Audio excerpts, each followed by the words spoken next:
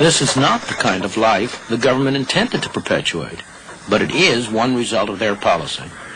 By subsidizing the cotton that the villagers spin and the cloth that they weave, they made it difficult for modern industry to develop.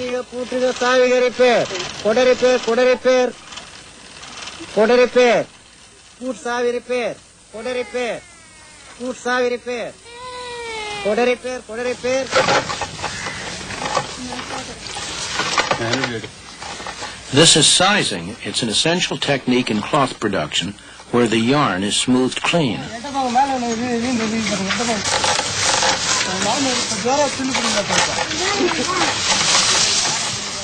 A modern machine could do the same thing in 1/100th of the time. The result of government planning to modernize industry is that the number of handlooms roughly doubled in the first 30 years after India's independence. Today, in thousands of villages throughout India, the sound of handlooms can be heard from early in the morning till late at night. In this village alone, there are more than 3,000 handlooms in operation. Since 1948, 3 generations of villagers have sat at these looms, making cloth with patterns that never vary, using methods that never change. There's nothing wrong with this activity, provided it survives the test of the market, provided it's the way in which these people can use their abilities and their energies most effectively. After all, in Japan, where the government has not specially encouraged the handloom industry, there remains a very small but very productive handloom segment. The trouble here is that this industry exists only because the government has subsidized and supported it, because it has, in effect, imposed taxes, direct and indirect, on the rest of the people of India, people who are no better off than these people are, in order to enable this activity to continue.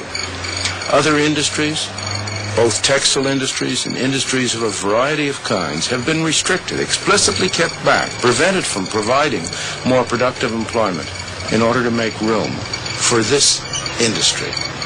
The effect has been to inhibit the development, to prevent the growth, to prevent the dynamic activity that could otherwise develop out of the energies and abilities of the people of India.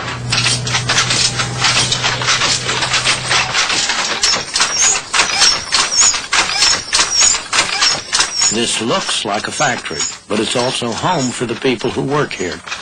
When they're not sitting at their looms, they eat and sleep in a corner of this hut.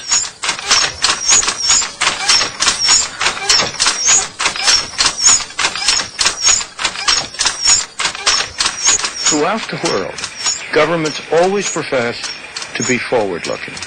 In practice, they are always backward-looking, either protecting the industries that exist or making sure that whatever ventures they have decided to undertake are encouraged and developed. This occurs at the expense of the kind of healthy development of new, dynamic, adaptive industries that would surely occur if the market were allowed to operate freely.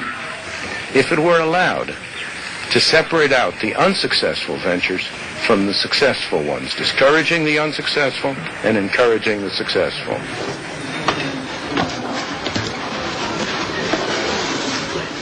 India has tremendous economic and human potential, every bit as much as Japan had a century ago.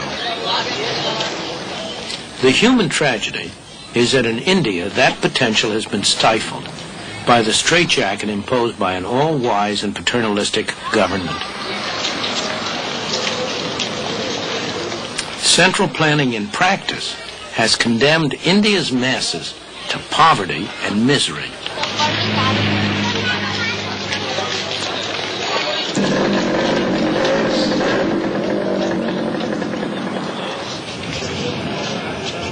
We know what has happened in Japan. Free trade set off a process that revolutionized Japan and the lives of its people.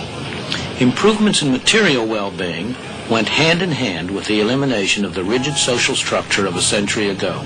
It's no accident. As always, economic freedom promotes human freedom. And in the meantime, what has happened to the Japanese weaving industry?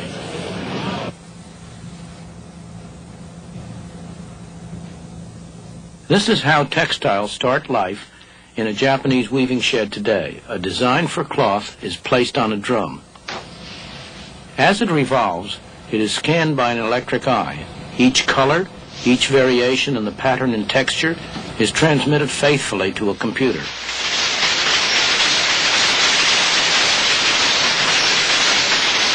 It's all that the modern loom of Japan requires.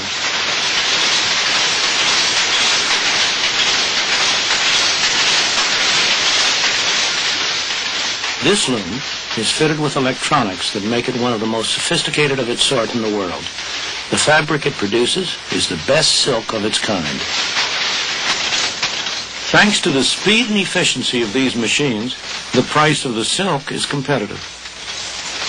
The workers are highly skilled and well paid. With the new technology, there's very little a loom like this cannot produce. This piece will become the sash of a traditional bridal gown.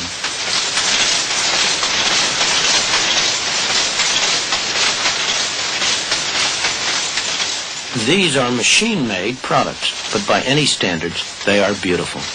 They can stand comparison with the very finest work of the hand loom. And it's not merely the end product itself that's remarkable. The sophisticated technology which was developed to make all this possible has been adapted to other processes, part of the self-generating development under free enterprise. And it all stems from an ancient, traditional industry, weaving, that imported a new method for controlling its looms when Japan turned to free trade more than a century ago.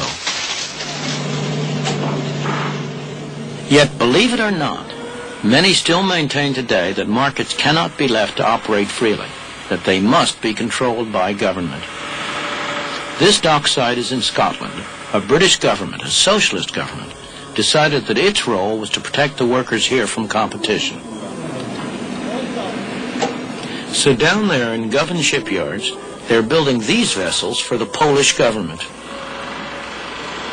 To get the order, the British government is using the money of British taxpayers to subsidize the work. In other words, British people are making these ships in order to sell them at a loss to the Poles. Not only the Poles, but also we in America benefit from this kind of philanthropy. The steel industry in the United States makes a fine product. Other countries do too.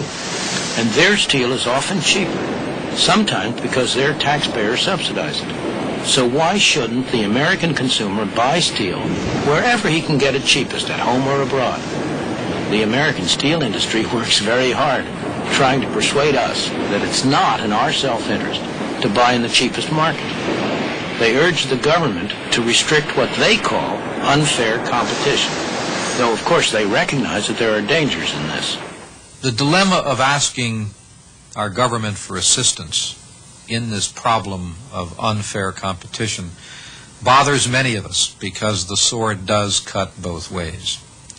But we believe that what we have attempted to do is far different than the kinds of direct government involvement that occur in many of the foreign nations around the world, where the governments provide direct financial assistance in the form of either ownership or loans or subsidies in some fashion or another. What we have attempted to do is simply to get our government to enforce United States laws against unfair competition that have been on the United States books. We draw a clear distinction between that and, for example, the several $100 million that the French government has granted to the French steel companies, or that the British Steel Corporation has received $1.3 billion for capital investment this year.